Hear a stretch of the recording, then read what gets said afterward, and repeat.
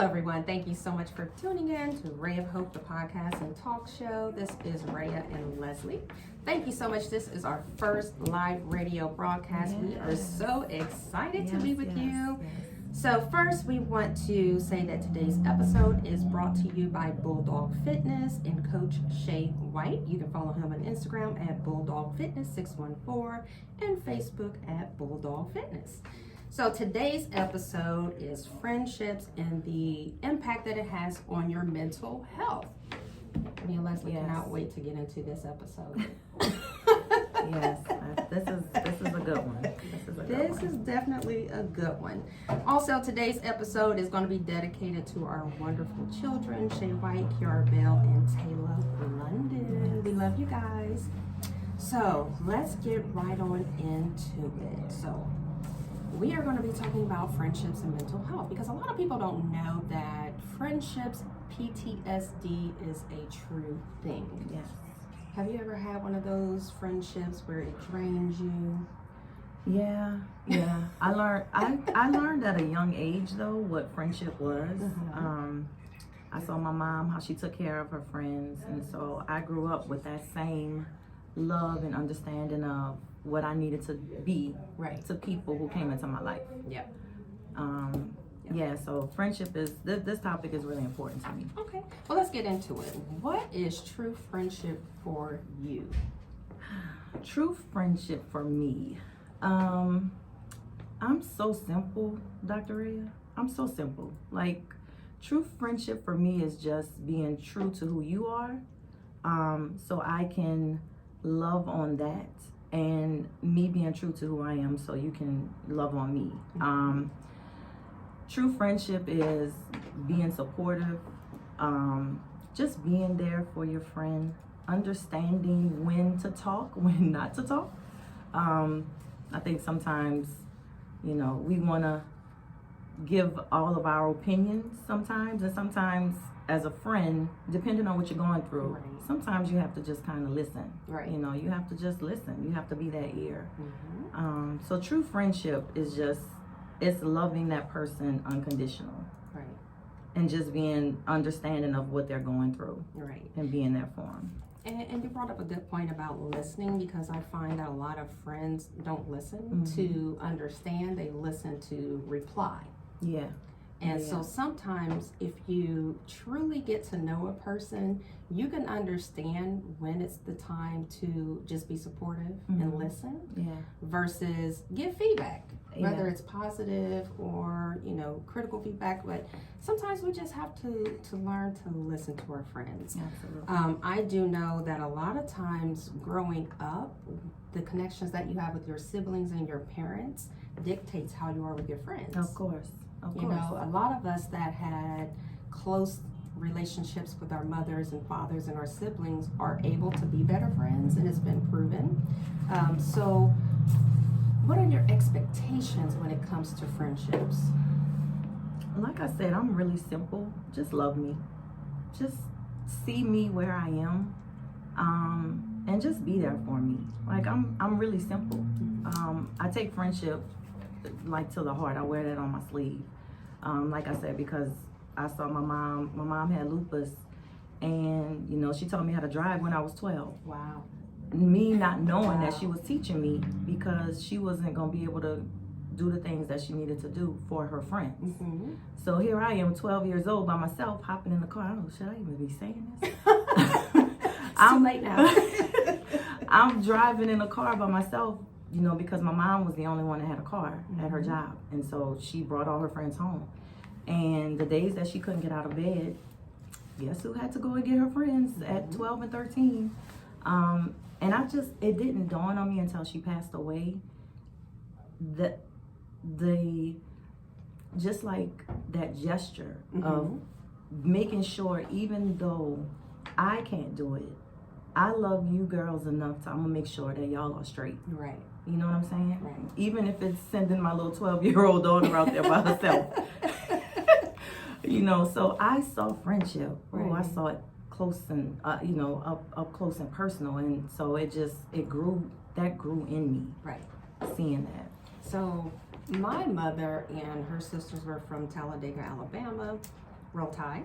And so when they moved here, they lived next door to each other and across the street from each other. So my first ideal or taste of friendship was from my cousins. We were very close, so I didn't have a lot of outside friendships until I got in middle school, high school. And so our friendships were supportive. And we are very close to this day. We will show up for each other. We will show out for each other. So shout out to all my cousins out there, because I have tons of them. But, you know, it was something that was instilled of us in our homes. And I love my mother and my aunts for that. So, so why do you think it's so hard for people to really be good friends? That's a good question, but I think it goes to the individual. It just depends on, like you just kind of piggybacking off what you said, it just depends on how the person interprets friendship. And being a good friend. Anybody that knows me knows I'll tell them up front, like, yeah, friendship is important to me. And so I think it's just the way people interpret it. You know, everybody is different. So, you know, like I said earlier, my friendships are easy. And shout out to my best friends that, okay, so she said she was from Alabama. I'm from New Orleans, so I got to shout that out too. And my best friends, Jahan, Keisha, and Irvette. You know, we all grew up together. We went to high school. And I met all of them at different points in my life in high school. And so they just instilled so much in me that when I see something that's a little off, when it comes to friendships, I tend to kind of back up, because I know what I expect and I know what to give my friends because of what they gave me. So, yeah. Well, how many chances? So, you know, we always have one or two friends that will do us wrong. You know, they will say the wrong thing at the wrong time, or just do things that, you know, we had this discussion before. There are some things ethically, morally, spiritually that we will not do to our friends because of how we were raised and because of the respect that we have for ourselves and our friendships. So when someone crosses that line, how many chances do you give them? Because, I mean, people do things to us that we would never imagine doing to them.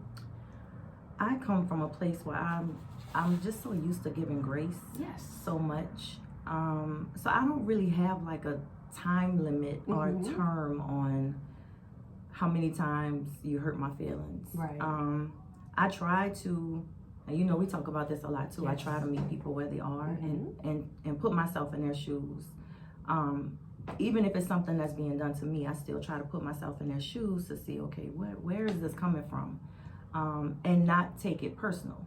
You know, as nurses, you know, we done been spat on and scratched up and, you know, assaulted sometimes. Many of times. Cursed out, you know. I don't want you to be my nurse. I mean, we can go on and on. But even with those situations, I still looked at it like, okay, I still got to love this person and take care of this person. So I can't get caught up in that feeling of what they're going through and that emotion, because they're not feeling good. And I'm supposed to help them feel better. So I kind of attribute that to friendship, because I still want to be your friend. I just have to understand where and what is going on and where it's coming from. And I'm going to still love you. I'm going to still take care of you if I have to. But I don't have a term limit on how long I give somebody chances to hurt my feelings. Once I get cut off and I'm done, then I'm done. So I don't really have a term limit. Well, I learned that we have to be intentional the older that we get with our friendships, because of our time. You know, life is short, so we have to be intentional with the type of friends that we have around us in our transition and our growing season. So I read this article by Sugin Yongo. It was published April 9th of 2022, and she said, you know, friendship PTSD is caused by friendships that end suddenly or badly, and it's just as bad as a relationship that ended. And it has trauma effects on the brain and our physical well-being. So let's get into these one-way friendships and relationships where, you know, you have that friend that you're always doing for this friend, but then when it comes time for them to reciprocate, there's an issue, or they can't show up for you like you show up for them. So how do you feel about one-way friendships, and have you ever experienced any of those? One-way friendships, I can't really say that I have experienced that because, like I said, all my best friends they're back in, New Orleans and Houston. And so even with that distance with us, nothing has changed. I may not talk to some of them. We may not talk for months, weeks. And they'll text me or I'll call them and it's just like, hey girl, what's up? We kind of pick off where we left, we pick up where we left off. So one-way friendships is not something that I can say that I really have experienced in the sense of close best friends in my best friends. Okay. Have I had friendships growing up? And I went out of my way and done things for people, of course. And then it wasn't, reciprocated. And that's okay because, like I said, I have to meet people where they are. And then at that point, I have to choose for myself, like, is this something that is conducive for me? Or am I going to stay where I am with this person and constantly let that one-way friendship go on? Okay. You know what I'm saying? Yes. So thank God I was blessed with 4 beautiful women that they hold me down. They keep me accountable. They check on me. They love me where I am. They get on me when they have to, which is not a lot. It's not many times they have to get on me. Sometimes, if I'm saying something and they're like, maybe we should play devil's advocate. Like, that's what I love about my friends because if I'm having a problem or an issue and I call them and I tell them about it, they're not jumping to my side. Yeah. They're going to tell you the truth. Yeah, they're not jumping to my side. They're like, okay, let's play devil's advocate. So, I don't know. One-way friendships, I think it happens. We've all been through it. I'm not saying that I haven't. I'm just saying I haven't experienced that with like my true close friends. Oh, that's and great. I'm grateful and thankful for that. Yes, absolutely. And I think we have to define what the word friendship means for us. I know, like, my mom is my best friend. My mom, my daughter, my son, like, they are my ride or dies. But people say my road dogs, like, they're always with me. They're the reason why that I do what I do. Those are my best friends. And so I think we have to define what friendship really is because, there are some friends who just don't know how to be a good friend, or maybe they weren't taught how to be a good friend, or maybe they've experienced some friendship PTSD and they pull back from establishing healthy friendships. So I think we need to think about that also. Now, have you ever had any friendships that left you anxious, upset, hurt, or that emotional pain, which is called a trauma bond for people that don't know? So those are unhealthy attachments to friends that benefit your toxic ways. Have you ever had any of those? Because I know a lot of times, and I will say this, people might get mad, but in Columbus, Ohio, we have a lot of groups of friends that are trauma bonds, and they're unhealthy attachments, and people just don't know how to break away because these type of friends allow them to continue to be toxic and don't tell them that they're wrong and help to correct them to transform and be better. Well, I will say to that, I can't really speak to the Columbus side of it. How long you been here? Well, I've been here for 15. 15 years. Since 05. Hurricane Katrina brought me up here. Okay. But I've been kind of blessed to have people that I have met in my 15 years being here where I haven't really had that issue. I haven't really had that type of issue. And then if I do, I know how to kind of pull back. Yeah. You know what I'm saying? And I can still be a friend, but I just have to, if I see something is a little off or weird, I just know how to pull back and still, you can still be in that person's life. It just, you may have barriers or boundaries. I think that is important too. Sometimes we don't always set boundaries. And so we do let people kind of take advantage of us. Right. You know what I'm saying? I know me, I give grace to everybody. And so but I've learned now that I'm getting old, because girl, we getting old. Speak for yourself. No. Okay. But I have learned in my journey in my mental health journey and my aging journey to not stay so stagnant. I think that was my problem. My problem was I never wanted to, and I still am like that. I don't like to hurt people's feelings. But I did hear something one time, and this guy it hit me like a ton of bricks. He said, you have to learn how to say no because saying yes is too expensive. Ooh, say that again. You have to learn how to say no because saying yes is too expensive.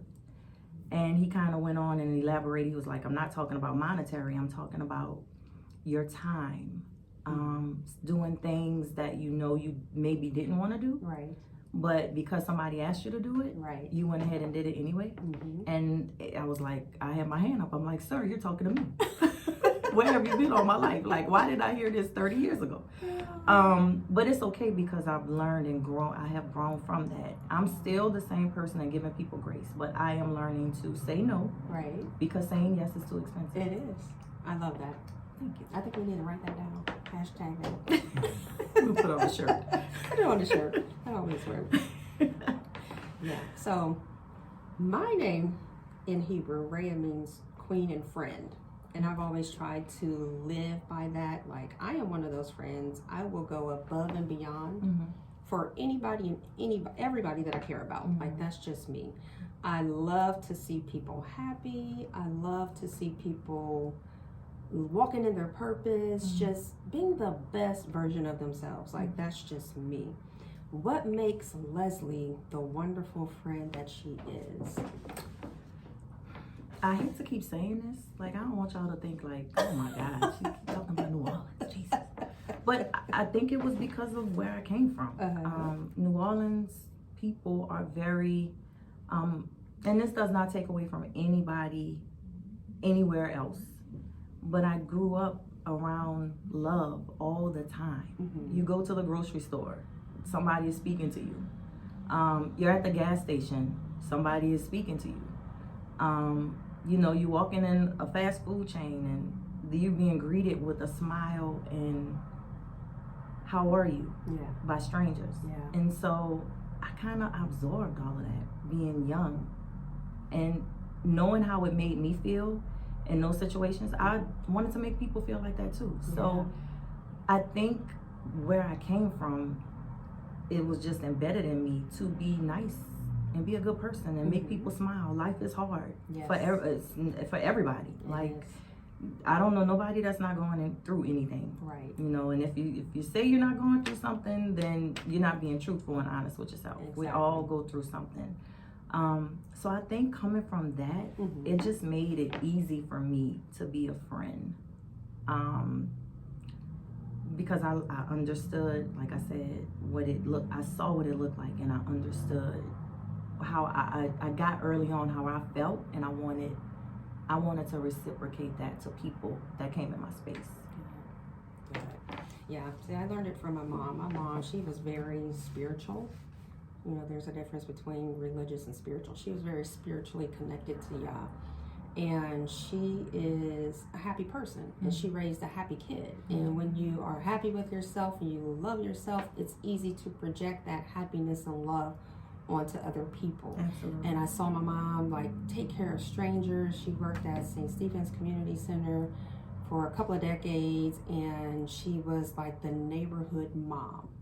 All the kids loved her. Everybody respected her. It was always Miss White, Miss White, Miss White. The kids would come to her house and stay the night. She would feed anybody. She would take care of anybody. And so it was easy for me to take on her qualities and traits and project that onto other people.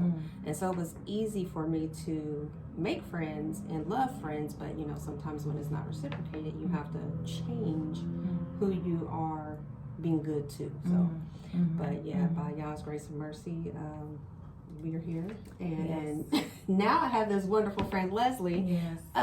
Before we get into some more of the trauma part, let's tell everybody how we met and became friends. Oh Lord, we ain't got time for that, girl. All right, I'll do the quick version. We worked out at this place together for probably about 2 years. we both drive big trucks. I used to see her truck, and you know, and she didn't know, but I was like in competition with her to get these parking spots because the place we worked out was always like packed. And so I noticed too, she had UM on her license plate, and I was like, well, that stands for utilization management. That's what I do. She must be a nurse like me. And so, but we never really spoke. We would say hi and bye to each other, and that was kind of it. And so when George Floyd got killed, I had all these emotions going on, and I did not know how to channel it.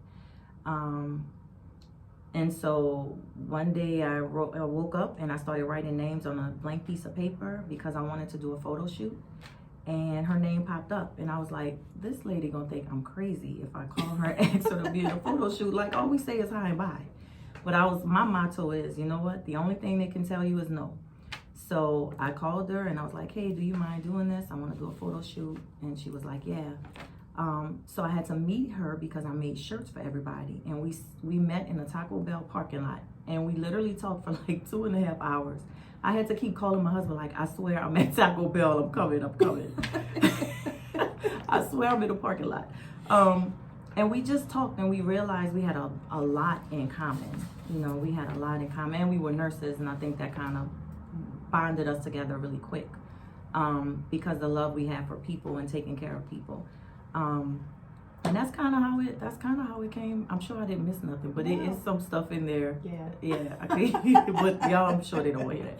But that's kind of how we met, and I'm thankful and I'm grateful for this friendship. You know, you've been very supportive, and it's just been appreciative for my family and, you know, for me when I've gone through things. Anybody can call you and say, hey, can you do this? And you're like, yep, I'll be there. So I appreciate, you know, our friendship. I'm grateful for it. And thank you for yours. Thank you for yours, because Leslie is one of those friends who will meet you halfway. And like she said earlier, she will see people for who they are. And she is one of the reasons why I have grown and was able to go through my transition with grace and mercy, because God extends grace and mercy to us all. But it's also important to surround yourself with people that do the same and that will love you and your faults and say, hey, maybe you need to pull back on this a little bit and work on this with class and with that grace again. So, you know, I appreciate you, and I love your family and the hospitality, and it's always so much fun when we hang out. So back to those people that are working on building healthy, happy friendships. You know, when you have a bad breakup, you should take time to heal and focus on yourself. Also, when you have a friendship that separates or that ends, it is just as important to make sure that you take the time that you deserve and require to heal and to focus on yourself. Because just like we always say, well, we know what kind of guy or woman we want, we also need to know what type of friendships we want. We also need to follow our instinct and intuition, and those people that y'all send to you to help you in your transition and your healing journey, you need to take heed to that. And it may not be something that you're used to, because a lot of times we get comfortable with friendships that allow us, again, to be toxic, that allow us to be who we've always been without changing. You know, we have to grow, we have to change, we have to mature, we have to transition, we have to do all of these things to be the best version of ourselves, and that includes the people that are around us and our friendships. So I thank you again. I thank you. God doesn't make mistakes. So we are going to wrap up, but Leslie's going to give you some words of encouragement and close us out. But before then, I want to leave you with this, and it's Proverbs 18:24. And that verse says, some friends play at friendships, but a true friend will stick closer than your own kind or your own kin, which means that some friends can be closer than family. So cheers to all of those friends that step up and love you for your faults and love you through your transition. And I guess in closing, I would just say, when it comes to, you know, friendships, and just in general, just understand, you know, everybody is different. try not to take things personal. If there is an issue, reach out to that person.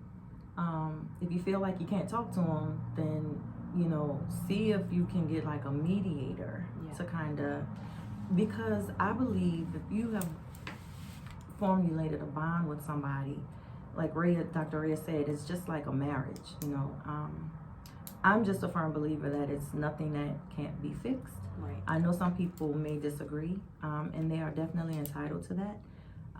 But I just would like to, leave you with, just meet people where they are.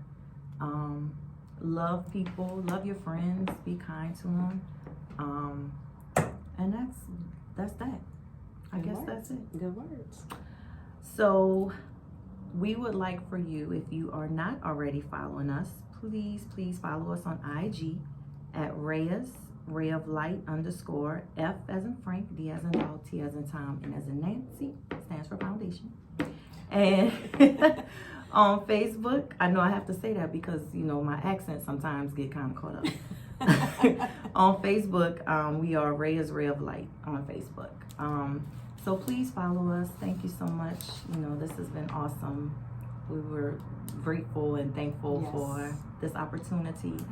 We also have a podcast, Ray of Hope. So please check us out there. And thank you guys for listening. We'll see you next week. Have a great day.